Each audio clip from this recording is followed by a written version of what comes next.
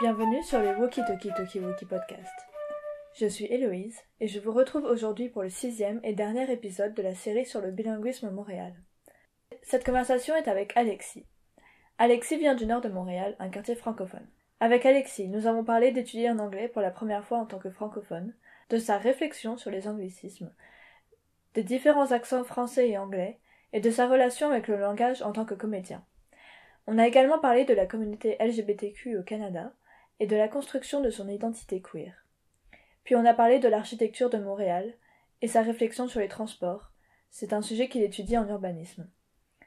Alexis adore faire des ponts. Donc on passe d'un sujet à l'autre, puis on revient sur le précédent. C'est pour tester si vous suivez. Vous pouvez me retrouver sur Instagram, sur le compte @twpodcast, pour échanger sur le podcast. Vous y trouverez des photos de mes invités, des citations de l'épisode et des photos inédites. Je vous partage également des recommandations de podcasts, documentaires, musique et films sur un thème défini. Un nouvel épisode du podcast sera disponible tous les dimanches. Alors abonnez-vous dès maintenant sur Spotify, Apple Podcasts, Google Podcasts, YouTube ou encore pour être notifié du nouvel épisode. Cela m'aide grandement pour faire grandir ce podcast. Sans plus tarder, je vous présente Alexis.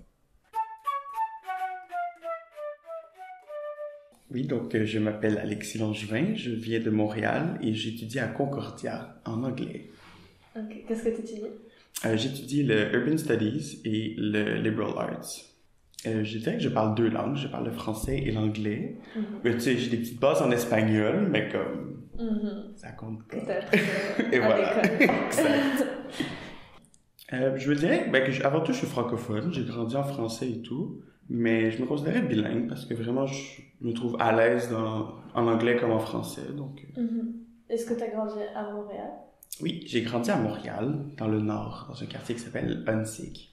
Un quartier surtout francophone en fait aussi, c'est pas comme Hampstead ou d'autres quartiers. Et t'as fait tes études tout en français alors? Tout en français, ouais. Donc là, du primaire à l'université. Puis à l'université, on change de... Ouais. Est-ce que c'était compliqué?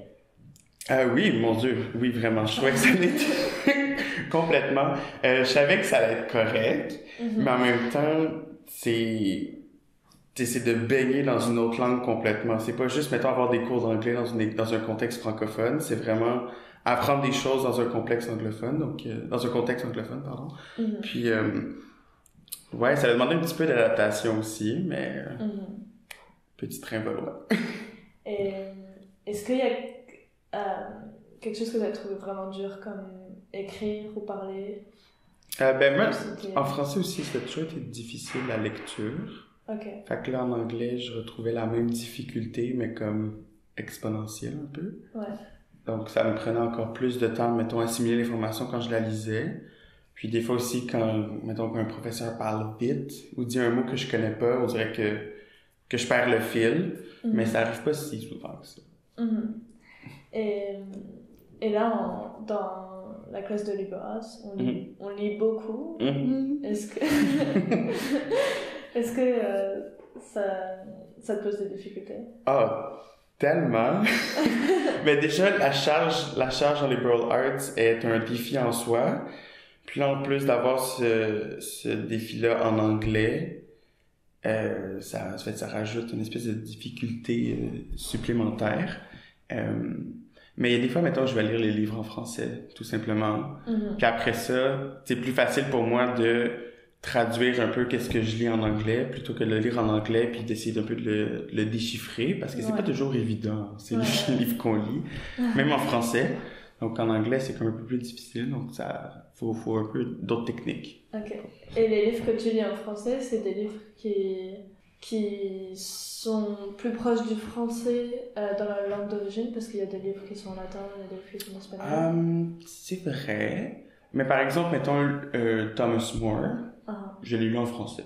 Ouais. Je me suis dit, celui-là, je vais le lire en français. On dirait que je décide et tout. Ouais. Mais c'est sûr que, mettons, pour Molière, ça valait un peu de soi. Tu sais, ça a été un peu plus évident.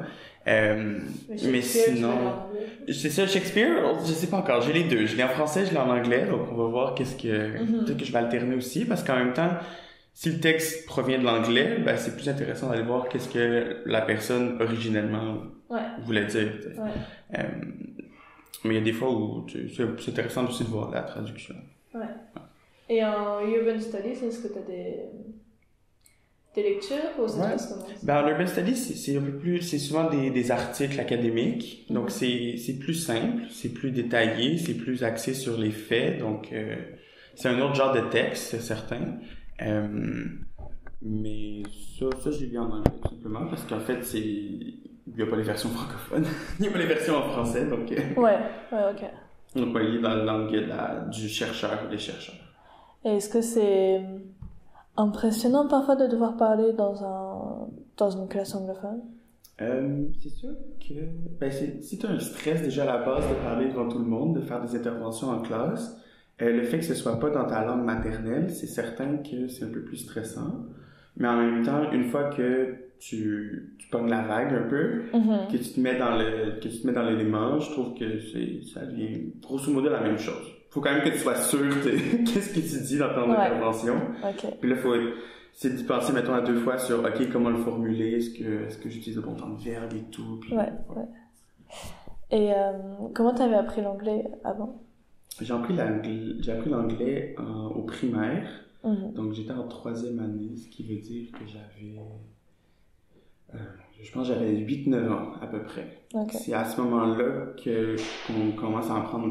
que j'ai commencé à apprendre l'anglais. Maintenant, ils apprennent dès la première année. Donc, les enfants ont 6 ans, ils commencent déjà à apprendre l'anglais. Mais, c'est ça, j'ai commencé à 8 ans. Puis, j'ai fait de l'anglais intensif en 6e année. Donc, c'est-à-dire qu'on passait le tiers de l'année exclusivement en anglais. Okay. Puis après ça, les 2 autres tiers, c'était dans les autres classes et tout. Puis au secondaire, j'ai fait anglais enrichi, donc donc c'était un peu plus intense, plus intensif que l'anglais. Est-ce que Puis l'anglais au cégep, c'est une joke. Ah, ok. L'anglais au cégep, il y a 2 cours d'anglais, donc c'est-à-dire que si tu fais un prix universitaire en 2 ans, t'as juste une session sur 2 pour avoir un cours d'anglais. Puis c'est même l'anglais intensif? Ouais, ben en fait, c'est que t'as 4 niveaux d'anglais. T'as l'anglais vraiment de base. Après ça, t'as 2 niveaux intermédiaires. Puis t'as l'anglais très avancé. Puis il y a comme... Les 3 premiers niveaux d'anglais sont très simples, très basiques. Puis après ça, t'as le dernier niveau d'anglais que lui, c'est vraiment pour ceux qui sont... dont l'anglais est la langue maternelle. Alors, est-ce que tu penses que t'as appris l'anglais à l'école principalement ou t'as d'autres endroits où t'as appris l'anglais? Bonne question.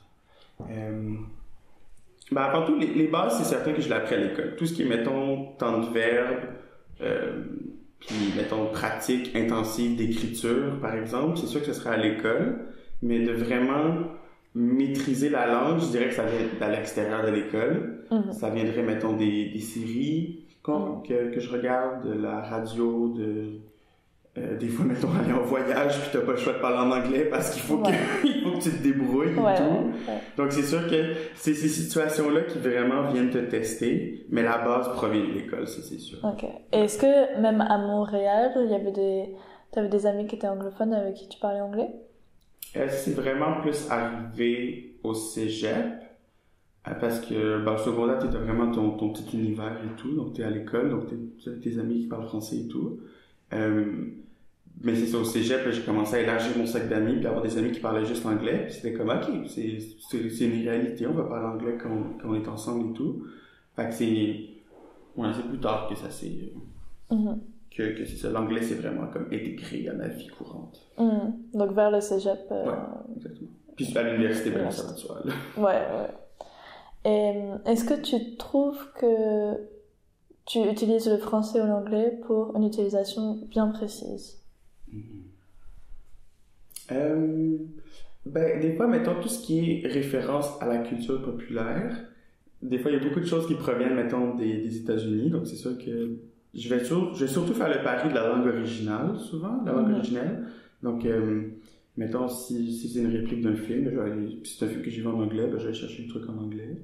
Mais sinon, dans la vie, vraiment, c'est français de base, puis si vous voulez, je parle anglais. C'est plus comme ça. Okay. Comme c'est vraiment... Si je peux le dire en français, je vais le dire en français, mais si jamais j'ai l'occasion de le dire en anglais, je peux le faire, tout à fait. Et quand tu parles dans la vie courante, quand tu réfères à un film qu'en anglais, est-ce que tu le francises, tu dis le titre en français ou tu dis le titre en anglais? Des fois, je vais dire le titre en français, surtout, mettons, pour des films, mettons que ça provient de mon enfance, que j'ai regardé en français. Mais si c'est des séries ou quoi que ce soit, ben, je vais dire le titre original, souvent. Parce que des fois, ils traduisent des séries ou traduisent des films, puis ça veut plus rien dire. Et puis on comprend. Hein. Et est-ce que, bon, c'est une question un peu précise, mais est-ce que quand tu dis le nom, tu le dis avec un accent anglais ou tu dis avec un accent français? Ouais, je vais le dire avec un accent anglais, je crois. Sauf encore là, rare exception, mais il n'y en a aucune qui me vienne à l'esprit. Ouais. Et est-ce que tu trouves que tu fais beaucoup d'anglicisme quand tu parles? Non, je pense pas. Je pense que, mettons, je vais le dire en anglais plutôt que dire un anglicisme. Okay. C'est plus ça. Parce que, mettons, il y a des phrases des emprunts qui ont pas lieu d'être, que j'entends dans la vie courante, que les gens qui parlent français utilisent, puis moi, non. T'as un exemple en tête? Ça. Bon matin. Bon matin, ah ouais. Bon matin, ça, on peut pas dire ça. Là, ça, c'est quelque chose que j'utilise pas, mais on peut dire good morning. Et bienvenue? Est-ce que tu dis bienvenue? Ah oui, mon Dieu, non, moi je dis toujours de rien, ou ça fait plaisir, mais dire, non, de répondre bienvenue à un merci, ça, c'est non plus, je fais pas. Ok. Ouais. Et est-ce que tu trouves que les Québécois en général font beaucoup d'anglicismes ou sont contre les anglicismes? C'est un peu le débat. Ben c'est ça qui est un peu drôle, c'est que il y a des gens, mettons, qui vont chialer que l'anglais prend trop de place, puis là, ils se retournent de côté et utilisent plein d'anglicismes. Ouais. Donc, tu sais, ultimement, je pense pas, mettons, que les anglicismes, c'est sûr que ce sont pas des mots français, donc on peut pas techniquement les utiliser, mais en même temps, ils sont utilisés. Comme on en parle, puis ça fait partie de notre vocabulaire. Fait que je pense pas vraiment que c'est nécessairement le démon, les anglicismes, ou la langue anglaise non plus. C'est peut-être plus de plus de faire la part des choses aussi, de dire comme, d'apprendre de un, le mot français, puis de deux, aussi se rendre compte que d'où provient cet anglicisme-là, puis pourquoi cet anglicisme-là est utilisé, tu sais, comme un peu retracé. Ouais. Okay. Par exemple, comme, c'est un anglicisme. Comment? Quand tu dis comme, c'est un anglicisme. Comme? Ah ouais. Je pensais que c'était juste un tic de langage. Comme... c'est quelque chose de très québécois en fait. Dire comme? Ouais, parce que ça vient de c'est like. Comme dire genre. Ça vient de like, ouais, mais sauf que... Sûrement. Imaginez si c'est un anglophone qui a commencé à dire comme. Mais c'est un peu le cliché, on va dire, des Québécois. Dire comme? Mon Dieu, je pense qu'il y avait d'autres clichés avant ça. Il y a des clichés avant ça, mais c'est-à-dire que comme c'est pas quelque chose qu'on dit en France. Ah non. Non. Mais parce que ça vient de I was like, genre. Ouais, j'ai fait comme. Non, on dit. Ouais, c'est vrai. On dit genre. Genre? Ouais. Ok, ben nous aussi on dit genre. Ouais, ben vous savez.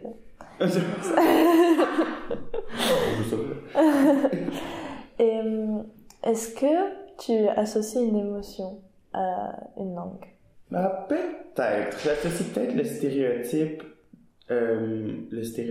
un peu expéditif à l'anglais. Que l'anglais, mettons, c'est très précis, c'est très... je sais pas, je trouve que c'est un ton très affirmatif, très informatif, versus le français qui est un peu plus falala, un peu plus... un peu plus de dentelle autour de l'information aussi. Fait que c'est peut-être quelque chose, peut-être que consciemment, je pense. Mais sinon, non, je suis pas vraiment fâchée non plus quand je parle anglais ou quoi que ce soit. Ouais. Est-ce que tu trouves que t'es plus direct quand tu parles anglais? Oui, je crois, ouais. Comme, parce que j'ai l'impression qu'il y a des phrases en anglais que tu peux dire, puis si on disait la même phrase en français, on ferait comme ok, un peu trop direct ou un peu trop j'ai envie de dire passif agressif, un peu comme un peu une phrase que si je me faisais dire en français, je ferais comme ok. Je sais pas si j'ai des exemples. Faudrait que je pense à ça. Dans l'habitude des jours, tu t'exprimes toujours en français. Est-ce qu'il y a un moment où tu vas privilégier l'anglais au français?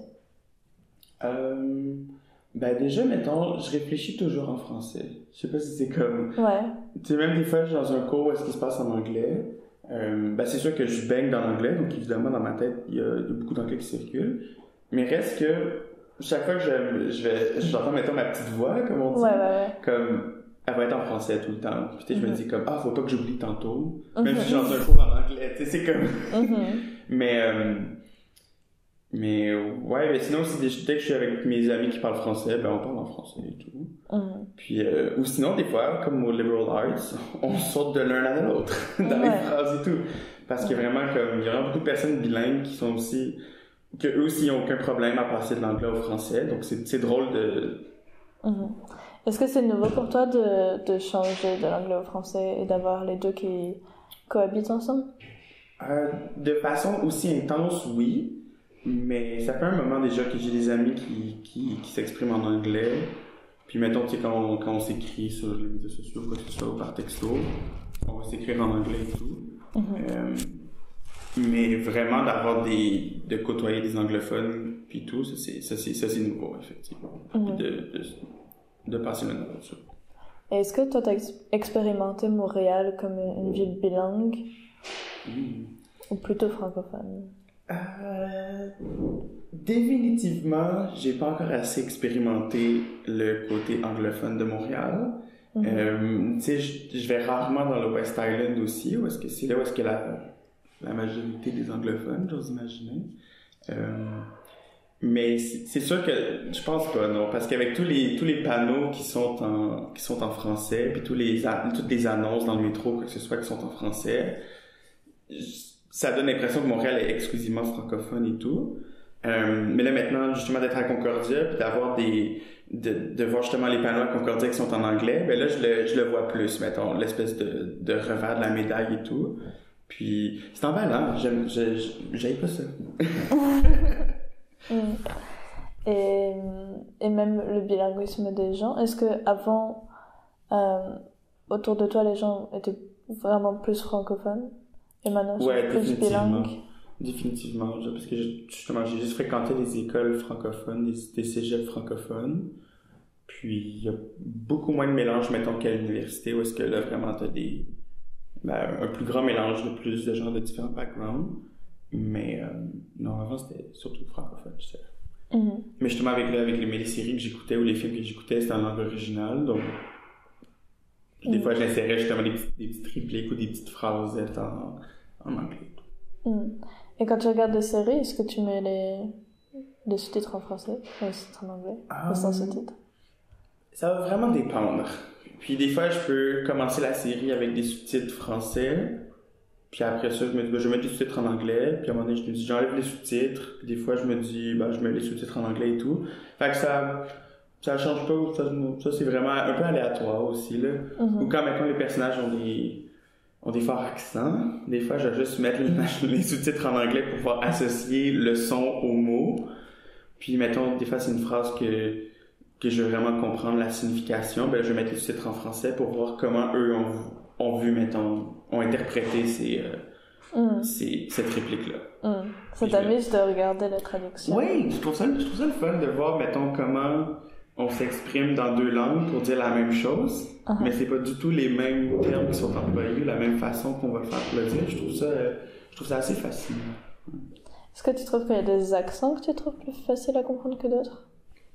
Oui. Je dirais, mettons, je suis allé en Écosse, et l'accent écossais, ça m'a pris un petit 3 jours pour vraiment plus comprendre et tout. Mais encore là, c'est drôle parce qu'il y avait des sons que je reconnaissais, donc mettons le R qui est très, très roulé. Ouais. Ça, je trouvais ça drôle, mais des fois, mettons, il parlait vite, puis les expressions aussi. Puis, mettons, je suis allé aussi dans le sud des États-Unis, puis là-bas aussi, ils ont quand même un accent, ils gueulent et tout, puis très, très mâchouillé un peu. Donc ça demande toujours un petit temps d'adaptation, mais on finit par se retrouver rapidement. Puis je dirais en fait, je dirais qu'il n'y a pas vraiment comme un accent en particulier, je dirais que c'est vraiment plus à quel point l'accent est prononcé, que là ça peut s'éloigner de ce que moi je connais. Ouais, ok.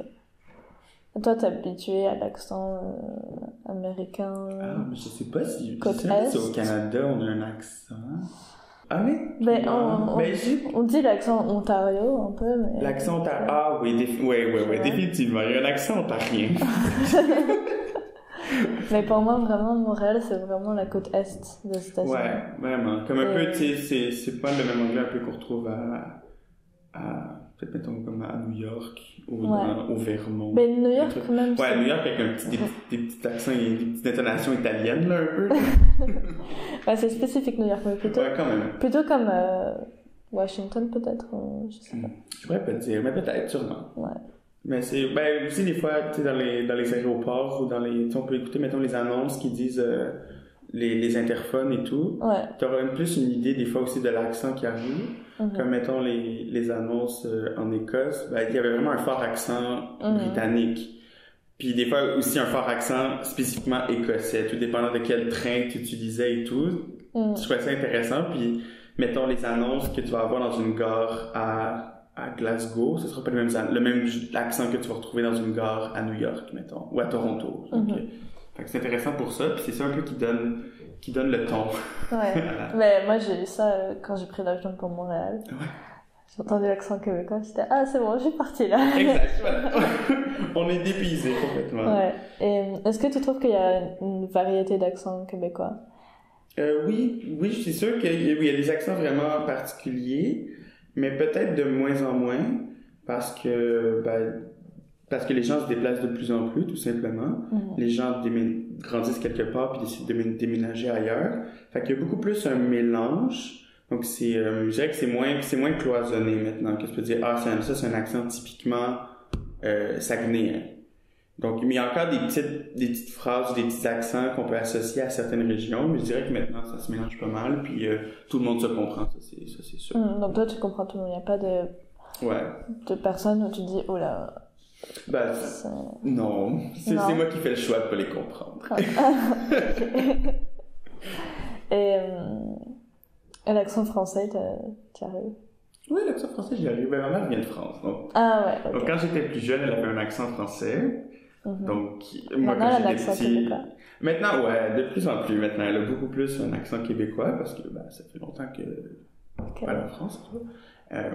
Mais, ouais, je comprends. Peut-être juste le verlan. Que des fois, je suis comme, OK, ça me prend comme un petit 2 secondes pour faire le déclic. Chelou, tu connais? Chelou, oui, je connais à cause de Zao. C'est horrible. Et ton père, il est québécois? Ouais, mon père est québécois. Ok. Est-ce que tu trouves qu'il y a un esprit qui est spécifique à Montréal? Un esprit? J'ai peut-être envie de dire, mettons, une ouverture d'esprit qui est peut-être juste à cause du fait qu'on est dans une ville. Donc, il y a beaucoup de mélanges, il y a beaucoup de personnes différentes. Fait que j'ai l'impression qu'il y a peut-être plus un goût pour la découverte. Mais en même temps, tu sais, c'est sûr qu'il y a ça ailleurs, certainement. Mais comme peut-être un goût aussi intense pour la découverte, de vraiment comme vouloir essayer de nouvelles choses. Puis être le premier à faire ces nouvelles choses-là aussi. Donc, je pense que c'est ça l'esprit de Montréal, c'est peut-être une petite curiosité supplémentaire, mettons. Supplémentaire à quoi? Ben, comme comparé à d'autres endroits, ouais. Ah, au Canada? Peut-être au Québec ou au Canada jusqu'à un certain point, j'imagine. Juste là, parce que, mais je pense que c'est vraiment plus causé par le fait qu'on est une grande ville, donc il y a vraiment comme un plus gros mélange de personnes, fait qu'il y a comme mais il y a plus de choses à découvrir aussi. Une image qu'on a du Canada depuis l'étranger, c'est que c'est un pays qui est très libéral socialement envers les LGBT. Ouais. Est-ce que tu ressens ça? Ouais, définitivement, ouais. Juste parce que j'ai pas un gouvernement qui essaie de supprimer mes droits. Ouais. juste parce que il y a eu un combat qui s'est fait pour ces droits-là, puis maintenant c'est reconnu, puis c'est pas attaqué. Je me considère hyper chanceux, mettons. Donc ça, c'est sûr que ça aide d'avoir, mettons, tous ces droits-là, toute cette sécurité-là, cette égalité-là, puis que ça semble on dirait que maintenant c'est acquis, c'est solide. L'est-ce vraiment? On sait pas. Mais j'ai l'impression maintenant que c'est là, puis on peut pas vraiment y toucher, donc je trouve ça bien. Et toi, quand est-ce que t'as fait ton coming out? J'ai fait mon coming out à 17 ans. À 17 ans? Ouais. Ben, entre 17 et 18 ans. Ça fait 5 ans, là, t'as 22 ans. Ça fait 5 ans. Wow! Est-ce que ça a été bien accepté par ton entourage? Ouais. Honnêtement, je trouve que j'étais chanceux. Je dirais que la plus grande homophobie, je l'ai vécue quand j'étais dans le placard. Donc vraiment, une fois que j'ai fait mon coming out, ben c'est sûr qu'il y a des gens à qui c'était un peu plus difficile de l'annoncer que d'autres, mais ça s'est bien passé. Donc, tu sais, mes amis, c'était super. Mes amis, les professeurs, j'ai jamais eu de problème et tout.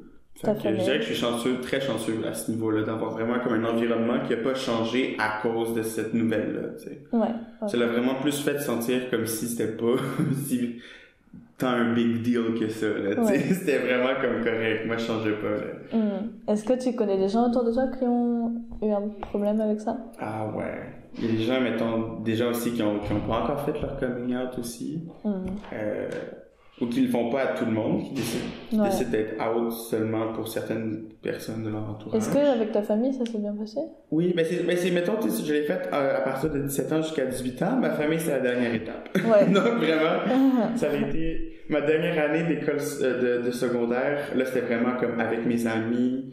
Puis c'était vraiment là un peu où est-ce que j'ai comme enlevé mon masque, de dire comme, OK, je veux juste être. Ouais. Puis là, avec mes amis, évidemment, je leur ai annoncé parce que fallait que je l'annonce, tu sais. Mais après ça, quand je suis arrivé au cégep et tout, j'ai pas eu besoin de le dire. Ou j'ai pas eu besoin de vraiment juste faire comme OK, point d'ordre. Puis non plus les professeurs, tu sais, comme ça, c'était vraiment correct aussi. Les professeurs aussi au secondaire, il y a rien qui a changé à ce niveau-là et tout, ce qui est une bonne chose. Puis c'est ça. Puis c'est vraiment là, l'année suivante, quand j'ai commencé, mettons, à comme rencontrer des garçons, où est-ce que là, ben, je l'ai annoncé à ma famille de dire comme, ben là, j'ai rencontré quelqu'un et tout, puis juste retirer le band-aid, là. Ouais, mettons. c'est plus juste le dire, puis après ça, ben c'est ça qui est ça. J'ai pas besoin à chaque fois de le réitérer. Est-ce que t'as eu un moment où tu t'es posé des questions ou ça a toujours été très clair pour toi? Je dirais que les questions arrêtent jamais vraiment. Comme une fois, c'est sûr que tu sais, je repense mettons à mon processus d'acceptation et tout. Je dirais que c'était pas mal clair dès le début. Honnêtement, j'avais de très bons indices, mais que j'ai moi-même décidé de pas écouter. Pourquoi t'avais décidé ça? Ah, ben parce que ça pouvait pas être moi et tout. Puis après ça, je me disais, ben c'est pas super cool. Tu sais, c'est bizarre. Tu sais, j'avais vraiment comme mes peurs face à ça, puis mes idées préconçues, puis aussi l'environnement que j'avais autour de moi était pas vraiment, quand je grandissais, c'était pas encore tout à fait, c'était pas encore autant accepté que ça l'est maintenant. Je trouve que c'est plus... complètement. Je trouve que maintenant, il y a vraiment une grande différence au niveau du discours que les gens vont avoir face à la communauté LGBTQ. Que, tu sais, avant, c'était vraiment comme une gang de spéciales, tu sais. C'est ça un peu que je voyais, puis toute puis mettons toute la culture LGBTQ, c'était très underground aussi. Donc, mais ça commençait. Quand j'étais petit, mettons, ça commençait à être à la télévision et tout. Mais c'est encore récent. Donc maintenant, c'est pour ça que je trouve que c'est florissant. Puis c'est super emballant, puis ça continue de prendre l'ampleur. Est-ce que tu trouves que les gens sont plus inclusifs dans leur discours, dans la vie de tous les jours? Je crois que oui. Il y a vraiment, définitivement, il y a un cheminement qui est en cours. Comme, j'ai l'impression que les gens aussi développent un éveil à comme faire attention à comment ils s'expriment et tout. Puis, tu sais, ça se fera pas du jour au lendemain, c'est certain. Il y a encore des gens qui ont leurs idées préconçues, leurs stéréotypes, leurs préjugés. Regarde, pas. On peut éduquer un certain nombre de personnes, mais je crois que encore une fois, ça va toujours vers le positif. On continue à avancer. Toi, tu sens pas une oppression systémique par rapport à ça? Dans la société en général? Oui, encore un peu. C'est sûr que... Ben, encore une fois, moi, j'ai juste mon expérience là-dedans. Je dirais que oui. Mais il y a d'autres personnes, il y a d'autres membres de la communauté pour qui, eux, c'est vraiment à tous les jours, qui ressentent vraiment ce poids-là systématique. Donc moi, je suis assez chanceux pour pas le remarquer tout le temps. Mais c'est certain qu'il est encore là. C'est certain qu'il y a encore une idée de norme, de vraiment comme une espèce de canevas Puis si tu conviens pas au canevas, ben définitivement t'es déviant ou t'es en marge, tu sais. Fait que c'est sûr que je le vois encore ce canevas-là, mais je pense que c'est de plus en plus facile de juste le rejeter complètement. Puis il y a pas nécessairement beaucoup de conséquences à le rejeter non plus, tu sais. C'est pas parce que tu décides de pas te marier jeune puis d'aménager dans une maison, c'est pas parce que tu décides de pas faire ça que nécessairement t'es mon Dieu, t'es l'antichrist. Tu peux vraiment plus faire comme toi tu le désires. Puis ça, je trouve ça bien, mais c'est certain qu'il y a encore peut-être certains tabous aussi. Puis, Et toi, dans la construction de ton identité, est-ce que ça a été quelque chose de compliqué, ou même de manière générale, est-ce que tu as eu du mal à t'affirmer, ou ça a été quand même assez fluide? Ça a été un défi, ça a été particulier. Il y a des fois où ça a vraiment été, il y a des fois où ça a vraiment été comme doucement. Puis il y a d'autres fois où est-ce que moi j'ai senti le besoin de vraiment m'affirmer dans mon identité sexuelle et tout. Puis il y a des fois aussi où je fais des choix qui sont vraiment comme des choix vraiment des choix que je me pose la question, est-ce que je veux vraiment faire ça? Puis là je décide oui, je veux le faire. Je veux, mettons, m'habiller comme ça, je veux essayer tel genre je vais essayer tel genre, mettons, que ce soit du make-up ou du vernis, mais des choses vraiment niaiseuses, tu sais, mais que ils ont toutes ils prennent ce pouvoir-là, mettons. Tu sais, de juste décider si tu mets un collier. Tu sais, mettre un collier, c'est pas quelque chose de nécessairement revendicateur à la base, mais là, ça le devient un peu, parce que moi, je décide que je me donne le droit de porter ce collier-là. Puis là, forcément, il y a des gens qui réagissent à ça. C'est souvent des réactions positives. Mais il y a des gens qui... Est-ce que tu trouves que tu joues un peu avec cette identité-là? Oui, de plus en plus. J'essaie de m'amuser là-dedans. Ouais. Vraiment, je veux pas, je découvre mon identité à la base. T'sais. Avant d'être mon identité sexuelle, c'est juste qui je suis moi en tant que personne. Ouais. Puis au travers de ça, c'est sûr que il y a des influences aussi qui se mêlent un peu à ça. Fait que c'est une espèce de jeu le fun. Puis tu performes un peu. Ouais, ben écoute, en même temps aussi, j'aime ça aussi, mettons, me présenter de façon un peu spectaculaire. Donc là, c'est sûr que ça s'applique à toutes les sphères de la vie. Ouais, ok.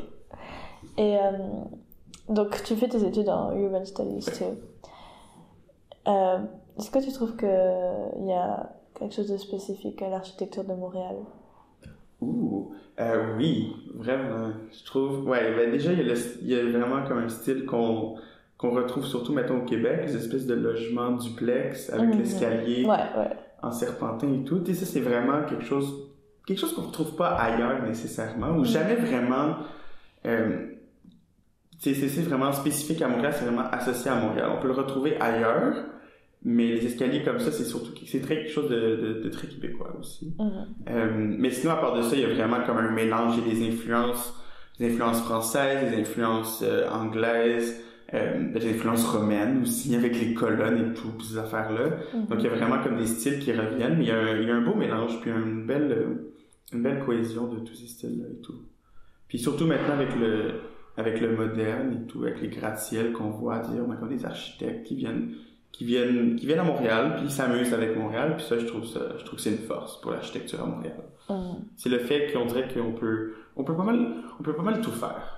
On peut vraiment, il y a plus vraiment de ça s'invente un peu. Ouais, exactement, ça s'invente et ça se réinvente aussi. C'est cool. Puis ça, c'est quelque chose que peu de villes ont quand même. Ouais. Est-ce que tu trouves que Montréal se démarque en Amérique du Nord pour son architecture? Je crois que oui. Je crois que il y a vraiment déjà, Montréal a ses landmarks, comme on dit. Donc, c'est, mettons, ces édifices phares. Comme justement l'espèce de la place Ville-Marie, en fait, qui est un édifice en croix des années 60, vraiment comme du verre et tout. Puis avec l'espèce de gyrophare en haut qui éclaire. Ça, honnêtement, je pense que c'est vraiment associé à Montréal et tout. Puis là, après ça, mettons, tu regardes des choses comme le stade olympique, que t'es comme, OK, qu'est-ce que c'est que ça? Puis tout. Puis là, d'un autre côté, t'as un complexe qui a été conçu par Mies van der Rohe, qui est un architecte hyper reconnu, qui a des tours partout dans le monde. Puis il est venu faire il est venu faire un projet à Montréal. Fait qu'il y a vraiment comme un mélange, puis tout, des choses spéciales et remarquables, vraiment. Qu'est-ce qui t'a poussé vers Urban Studies? Encore une fois, c'est un peu drôle, c'est un peu comme ma sexualité, c'est que je le savais dès le début. Il y avait des choses que, je me disais comme, c'est drôle, j'aime les ponts et j'aime les hommes. Donc vraiment, c'était deux choses que je remarquais. Et puis là, après, c'est de voir un peu comment je peux développer ça. Puis aujourd'hui, mettons, mon goût pour l'urbanisme, pour l'architecture, ça fait partie de mon identité aussi. Tu vois que c'est vraiment comme, des goûts qui font partie de moi. Puis Urban Studies, je voyais ça un peu comme la façon un peu d'aller mettre des notions derrière ces intérêts-là, mettons. C'est vraiment plus aller concrétiser ces envies-là. Puis, ouais. Est-ce qu'il y a quelque chose sur lequel tu veux te tourner plus tard? Ah ouais, c'est définitif que je veux mettre l'accent sur les transports. Ah ouais. Parce qu'il y a vraiment comme plein de toutes sortes de branches, j'ai l'impression. Il y a vraiment comme l'urbanisme plus extérieur, sur, mettons, les parcs et tout. Ça m'intéresse aussi, c'est super fascinant. Mais moi, c'est vraiment plus comme le côté transport, le côté mobilité qui m'intéresse parce que je trouve ça drôle, parce que justement, c'est ça qui fait, mettons, que les gens sont ensemble, les gens se déplacent, vont à certains endroits, puis finissent par se croiser pour après ça aller dans leur voies séparées et tout. Fait que ça, je trouve ça fascinant, puis c'est plus ça vers ça que j'ai envie de me tourner plus tard. Ok. Et puis c'est quelque chose qui est dans un monde mondialisé. C'est important, quoi. C'est absolument, parce que tout le monde se déplace. Il y a personne qui reste sur place. Tout le monde va quelque part. Puis là, après ça, c'est où est-ce qu'on va et comment on va à ces endroits-là. Puis ces deux questions-là, ça donne plein d'idées, là. C'est que ce soit, mettons, les femmes qui doivent marcher des kilomètres pour aller chercher de l'eau en Afrique, ou que ce soit toi qui prends ta voiture pour aller t'acheter quelque chose au dépanneur. Fait que c'est le même mouvement, c'est les gens qui se déplacent, mais c'est pour des raisons et c'est des contextes différents et uniques. Puis ça, je trouve ça vraiment comme je trouve que c'est une mosaïque impressionnante aussi, parce qu'en même temps, tout le monde se déplace, tout le monde bouge, mais personne ne le fait de la même façon. Fait que c'est ça que je trouve cool. Et c'est un des majeurs challenges en écologie.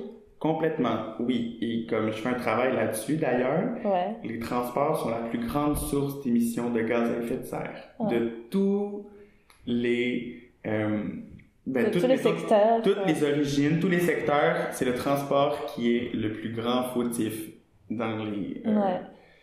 parce que tous les transports, que ce soit, mettons, pour construire, entretenir les routes, entretenir les aéroports, construire les aéroports, il y a du pétrole qui est inclus là-dedans et ça pollue. Fait que c'est peut-être ça aussi que j'ai envie de faire, c'est d'aller voir, mettons, qu'est-ce qu'on peut changer pour améliorer les transports, pour que ce soit un peu plus durable. Beaucoup plus durable, en fait.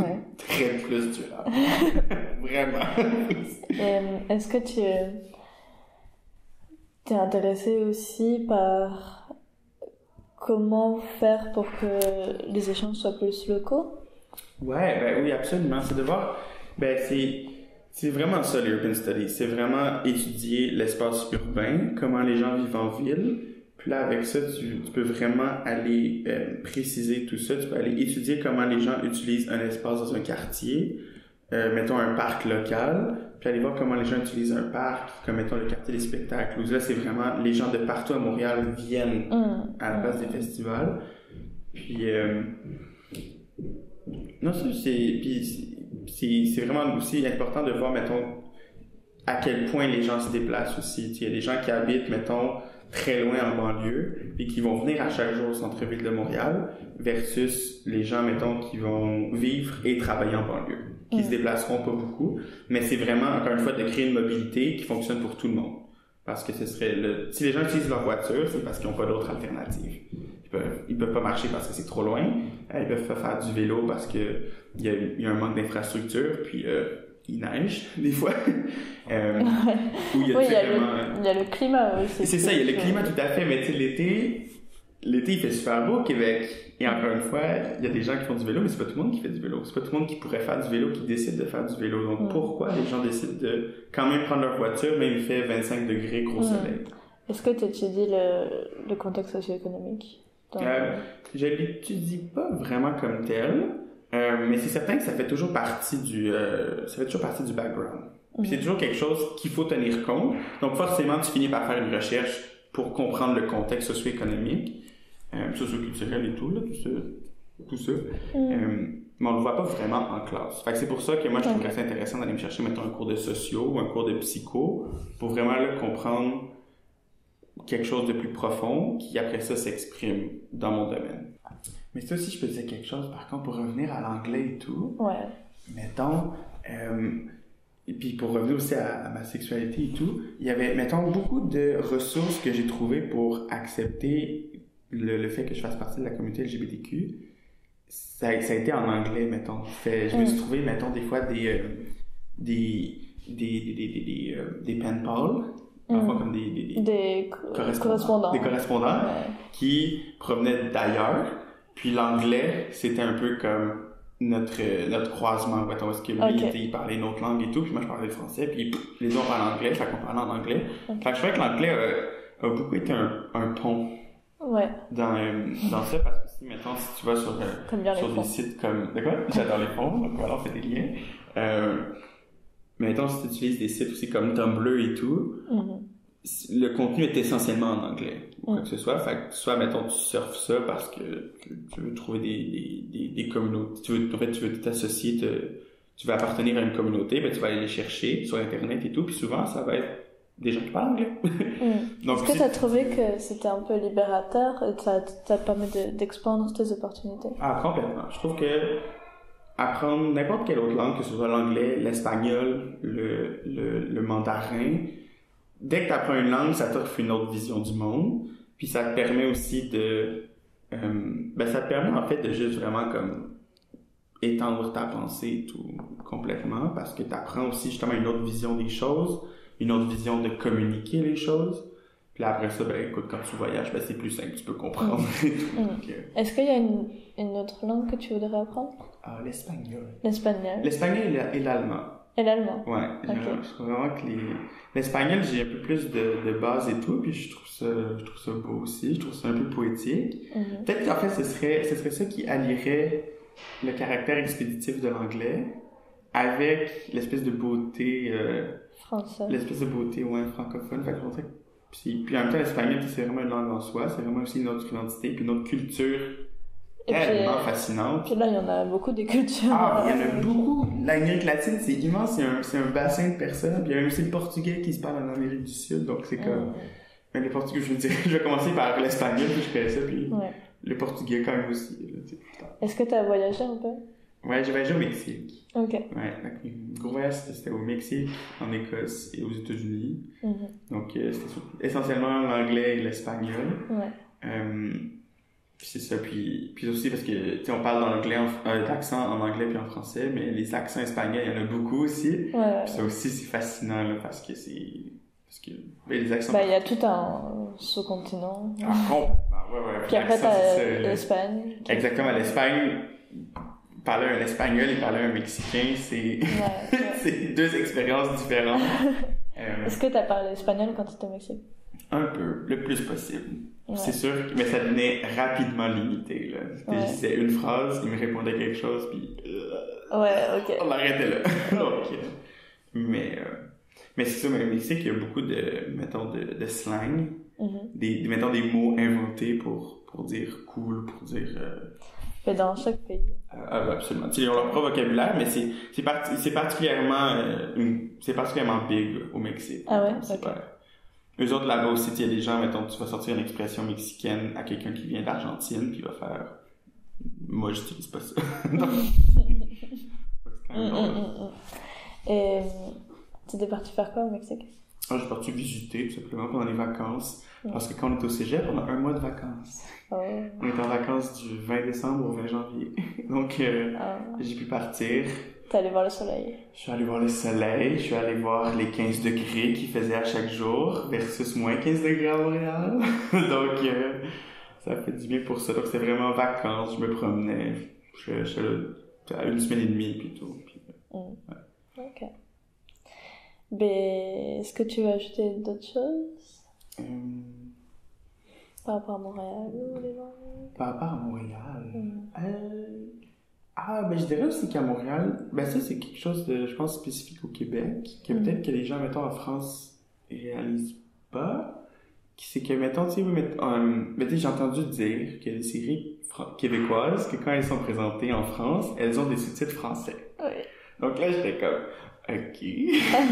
Mais ça, mettons, les séries françaises qui sont diffusées au Québec, il y a pas besoin de sous-titres. Il n'y a pas de sous-titres. Donc, c'est quand même, ça, je trouvais ça quand même particulier de voir cette relation-là. Puis aussi, des fois, mettons, les traductions de films, des fois, on a vos traductions à vous. Comme, mettons, dès qu'une série est traduite en français et est présentée en français, ça va être une traduction de France. Ah ouais? Ouais, toujours. Des fois, il va y avoir des séries que ça va être spécifiquement traduit par du doublage québécois, mais c'est rare, puis parce que ça coûte plus cher aussi. Mais les films, règle générale, ce sont des films doublés au Québec. Puis là, l'accent que les gens vont prendre, c'est souvent un accent international. Donc, pas un accent français, mais pas un accent québécois non plus. Vraiment comme ça va être parlé différemment, en fait. Ce sera pas vraiment comme un accent avec des québéquismes, des expressions spécifiques au Québec qui vont être utilisées dans ces doublages-là. C'est parce qu'il y a moins de gens. Il y a moins de gens aussi, puis parce que aussi ça fonctionne un peu mieux. Pour une raison X, un doublage en français international fonctionne un peu plus qu'un doublage en québécois.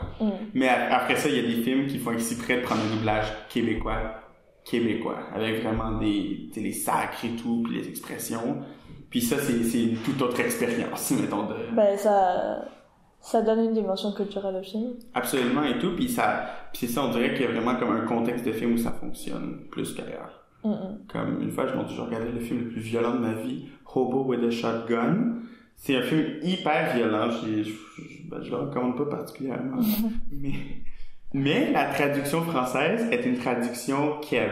Vraiment là, québécoise, ça dit des hosties, ça dit des cris, ça dit va chier. C'est ultra québécois, mais dans ce contexte-là, ça fonctionne parce que c'est un film violent, puis le langage, ils mettent vraiment l'accent là-dessus, puis tu pourrais faire pareil avec tous les slangs français. Quand même, absolument aussi. Ouais. Parce que c'est ça, tu regardes des séries, puis mettons comme Skins, qui était traduite, qui était doublée en France, puis là ça dit des putains, des fichiers, puis là on est comme, on parle pas comme ça. Ouais. Mais en même temps, on comprend que c'est intéressant parce que moi j'ai pas cette perspective-là, parce que pour moi c'est dans une série qui est doublée. Bon, je regarde jamais de films doublés déjà, sauf les Disney quand j'étais petite, mais exact, c'est vrai que ça m'interpellerait pas si j'entendrais des putains ou je sais pas quoi. C'est normal pour moi, mais si j'entends des, je sais pas, Chris, tabarnak, c'est ça qui est drôle aussi, parce que ça présente une autre vision des choses, mais encore là, c'est dans une, je vais comprendre tout ce que la personne va dire en français, avec un accent français, mais c'est pas comme ça que je le dirais. Fait que ça, je trouve ça le fun, un peu. Tu dis toujours comme, Tu penses que, du coup, t'as été plus habitué à l'accent français parce que tu l'entends dans des séries? Non, vraiment plus. Non, c'est l'accent québécois quand même. Ah ouais. Parce que si, tu sais, déjà, mettons, quand tu regardes les nouvelles et tout. Mais plus accentué à l'accent français que quelqu'un que français a été habitué à l'accent québécois. Je crois que ouais. Je crois que j'ai plus été confronté à l'accent français en tant que Québécois que le français moyen qui est exposé au français québécois, sûrement. Mais aussi parce que des fois, quand j'étais petit, j'écoutais des films français aussi, là. Comme, tu sais, j'ai grandi avec Les Visiteurs. C'est quand même, très français. C'est très français. Donc, les comédies françaises. Et voilà, mais tu sais, c'est le fun, ça aussi. Est-ce que ta mère t'a donné la culture française? Je dirais que ça venait pas mal de mes deux parents aussi. Mes deux parents, tu sais, les deux, c'est des fans de Louis de Funès. Donc, vraiment, tous les films, le gendarme, L'aile ou la cuisse, les films. Je dirais que j'ai regardé beaucoup plus de films français que la moyenne, peut-être. Mais moi, j'ai pas grandi avec Louis de Funès et je devrais refaire ma culture, mais... Mais il est drôle. Puis ça me fait rire, mais en même temps, tu sais, oui, mettons, mais côté, mettons, comédie, j'avais les films français, mais au même moment, des fois, j'écoutais des humoristes québécois et tout. Fait que là, ça, c'est vraiment très québécois et tout. Puis ça aussi, c'est le fun de voir les humoristes québécois partir en tournée en France et tout. Puis là, je sais pas trop comment ça se passe, s'il y a des gens qui comprennent pas comment ils s'expriment, quoi que ce soit, ou tu sais. Mais ils ont beaucoup de succès, fait que je me dis que ça se passe bien, on n'est pas si différents que ça. Fait qu'il y a des choses aussi qui restent universelles, puis après ça, le reste, c'est juste comme la touche que nous, on met à ça. Ouais. Ben, je pense que par rapport à l'accent québécois, on fait tout un pata. Ouais, moi je crois, ouais, il y a tout un plat qui est fait, là. Complètement. Par rapport à l'accent québécois, mais. Parce qu'il y a des gens aussi qui parlent d'un accent montréalais. Ouais. Aussi. Ça, c'est d'autres choses, je sais pas si c'est étudié encore. Mais tu sais, parce qu'à Montréal, tu sais, oui, il y a un mélange. Tu sais, on a l'accent québécois, forcément. Mais. Tu sais, justement, il y a beaucoup de Français qui sont. Mais pour moi, t'as un accent québécois très international. Ouais, ben, parce que j'ai fait du théâtre aussi. Fait qu'au théâtre, on a appris le français international et tout. Mais il y a des fois, mettons, où je m'exprime, puis là, c'est vraiment l'accent un accent qui sort que je savais pas que j'avais. Mais tu sais, mais on regarde, tu sais, il y a des influences, justement, des immigrants français qui viennent ici, qui, eux, apportent leur accent français, fait qu'il y a comme ça qui se mêle un peu. Puis il y a aussi, il y a une grosse diaspora, comme toi, Et aussi, il y a des diasporas importantes, mettons, qui viennent de l'Inde, qui viennent d'Haïti. Fait que les autres, ils apportent le créole haïtien, qui a des petites touches de français aussi. Puis nous, des fois, au cégep, on avait beaucoup d'amis qui parlaient justement le créole. Fait qu'on commençait à utiliser des expressions créoles et tout. Puis c'est drôle, comme c'est le fun aussi, parce que ça vient colorer la langue et tout, absolument. Ouais. C'est de richesse, un peu. Ouais, puis après ça, il y a des expressions anglaises qu'on francise. Ok, d'accord. Donc il y a des expressions anglaises qu'on francise. Ouais. Puis, tu sais, que ça, des mots qu'on va prononcer en française, ou juste de conjuguer un verbe anglophone. Comme mettons se parquer, ben on se parque pas, on se stationne, mais on va le conjuguer. On se gare. Mais ça, on l'utilise pas ici, de se garer. Ben moi je me gare. Toi tu te gares? Ouais. Toi tu te parques, moi je me gare. Ouais. Mais le vocabulaire de la voiture est très réputé pour être très anglophone. Ouais, aussi. Mais encore une fois, ça c'est intéressant parce que dans ma dernière année de secondaire, dans mes cours de français, on voyait beaucoup, mettons, l'usage de la langue. Donc, on a vu, mettons, les anglicismes. C'est là que j'en ai appris beaucoup, que, mettons, on peut pas dire un sundae. Il faut qu'on dise un parfait. Donc, un parfait au chocolat. Ouais. Ah bon? Donc, tu sais, il y a plein de mots que t'apprends que tu disais toute ta vie, puis que, surprise, c'est pas le bon mot. Mais, puis après ça, on a appris, notre prof nous disait que lui, mettons, ça faisait 30 ans qu'il enseignait. Puis au début, quand il commençait à enseigner, les gens parlaient des essuie-glaces comme des wipers. Comme le terme anglais dans le fond. Ou un pneu, c'était un tire. Puis c'était vraiment, les gens utilisaient systématiquement le mot anglais. Mais aujourd'hui, moi, un pneu, c'est un pneu. je dirais pas un tire, je dirais pas un wiper, je dirais l'essuie-glace. Fait qu'il il y a comme peut-être une réappropriation un peu, mais c'est certain qu'il y a encore des... Je trouve que ça devient plus français. Bah, peut-être, ouais. Ou peut-être que non aussi, puis... C'est correct. Tant que c'est important de savoir le mot français, mais après ça, c'est bien correct de décider aussi quel mot tu utilises. Qu'est-ce que tu penses de la politique québécoise de vraiment tout franciser? J'aurais tendance à dire que à un certain moment, c'était nécessaire. Parce que, évidemment, j'étais pas là dans les années 70, mais au moment où la loi a été passée, Montréal avait pas l'air d'une ville francophone. Je sais pas si c'est vraiment tous les affichages étaient en anglais, toute la publicité était en anglais, il y avait beaucoup l'anglais était beaucoup plus prédominant. Donc j'imagine que les gouvernements pensaient que la langue allait disparaître parce qu'on est entouré d'anglo-saxons et tout. Fait qu'eux autres, ils ont décidé de juste faire une loi pour vraiment comme la protéger. Puis à ce moment-là, l'espèce de poigne de fer qu'ils ont sur le français, est-ce qu'ils l'ont relâché? Non.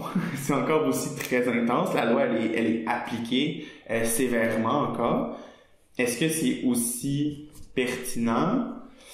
C'est un autre débat que peut-être qu'on devrait avoir, mais ouais, je trouve que la loi, comme c'est très tabou aussi comme discussion. Les esprits s'échauffent très vite. Quand on parle, mettons, de la protection de la langue, il y a beaucoup de voix qui s'élèvent, de gens qui font l'avocat du diable et tout. Fait que je pense que ce serait un podcast en soi, mettons. Je pense honnêtement, là, c'est la loi 101, parce que c'est une loi qui a mettons pour les gens qui sont en France, qui nous écoutent, la loi 101, la loi de la protection du français, elle est, je vais utiliser l'expression anglaise, mais it is far-reaching, comme elle régit tout de la langue française.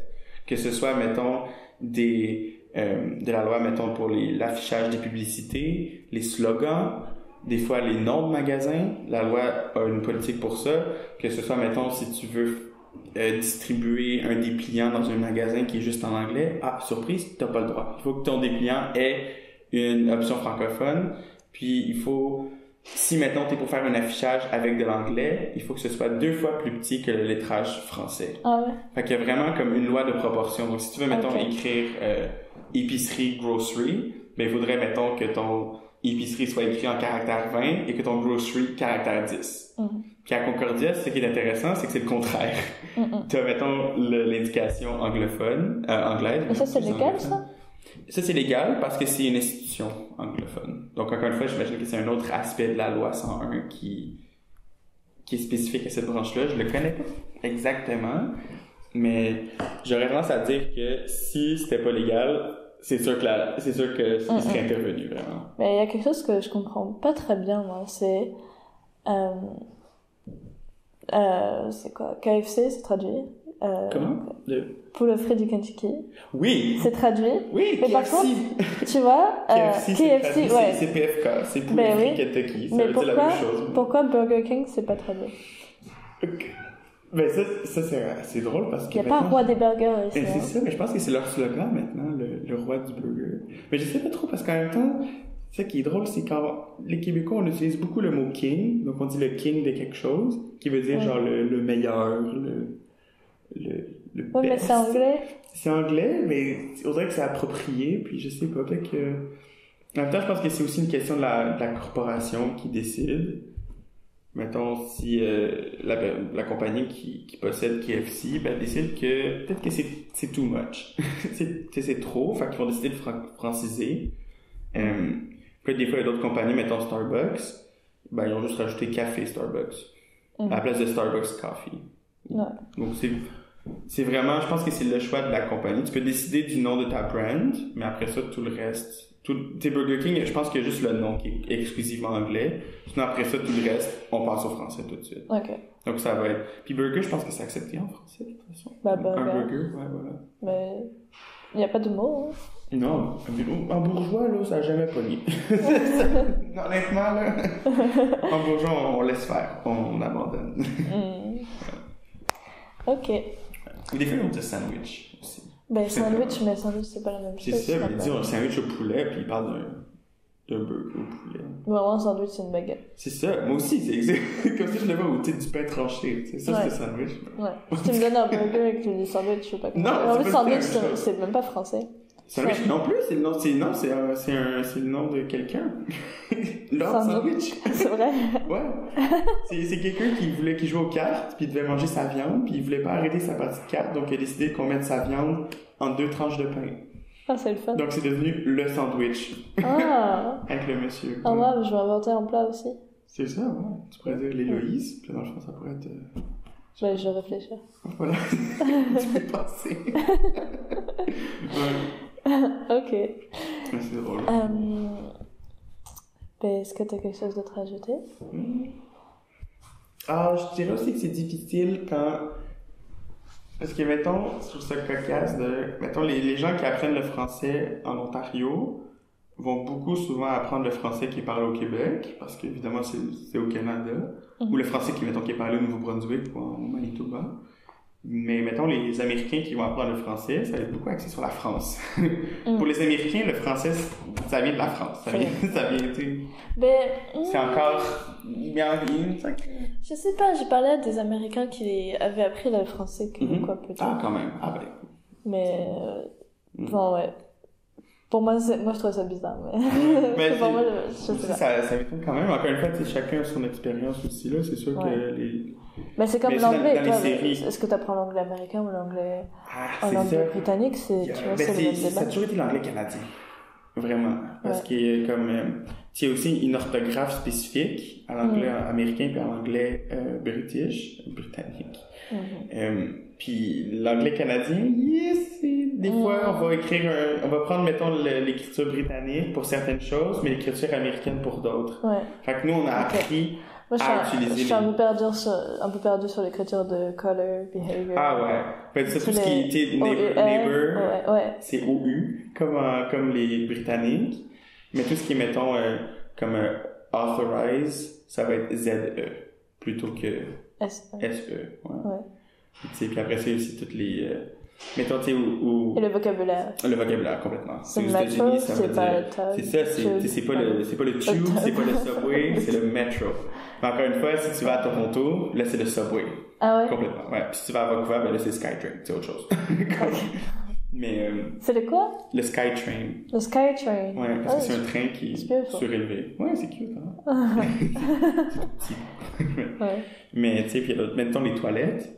Aux États-Unis, c'est restroom. Puis au Canada, nous, c'est washroom. Et bathroom, c'est où? Bathroom, parce que c'est à la maison. À la maison, c'est bathroom. Mais ben, c'est comme... C'est ça encore, c'est que... Tu sais, moi, j'ai appris que pour dire toilette, c'est washroom.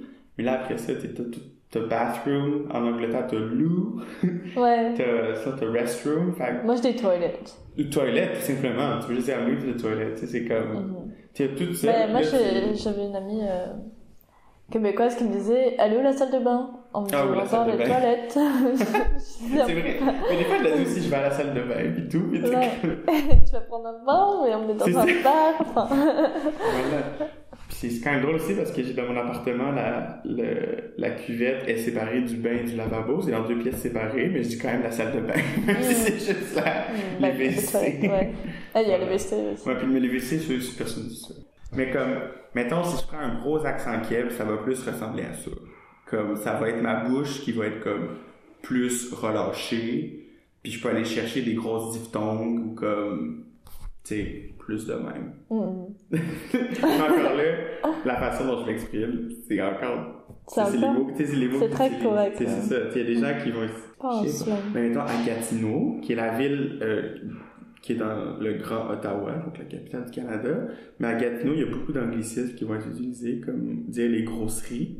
Quand tu veux dire faire l'épicerie, tu vas au grocery store, faire les grosseries. On va faire les grosses. Mais moi, je n'utilise pas ça. mais je me suis déjà fait demander si je venais du bas du fleuve. Aussi, cette idée de me rapporter successivement tous les sacs de nuit de l'hôtel, excepté le mien. Est-ce que je le connais, le tien? Enfin... dans le nombre, tu aurais pu avoir la chance de te rencontrer. Ouais, c'est toi les gens qui disent bon matin tout le monde. Ça, c'est quand même québécois. Mais... ça, c'est... Ouais, attends, qu'est-ce que les choses... Et tu sais faire un accent anglais britannique? D'accord. Il y a là aussi vraiment un accent qui est incroyable, c'est l'accent acadien. Donc, mettons les gens qui... je pense que c'est essentiellement le Nouveau-Brunswick.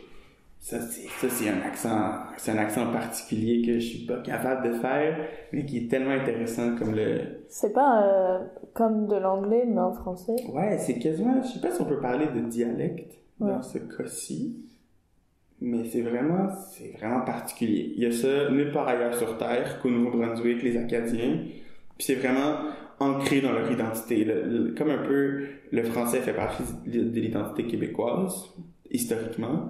Mais là, l'acadien fait vraiment partie, l'accent acadien fait vraiment partie de leur culture et tout. Puis c'est vraiment une identité distincte de l'identité québécoise, donc c'est ça qui est intéressant. Ah, c'est vrai? Ouais, complètement.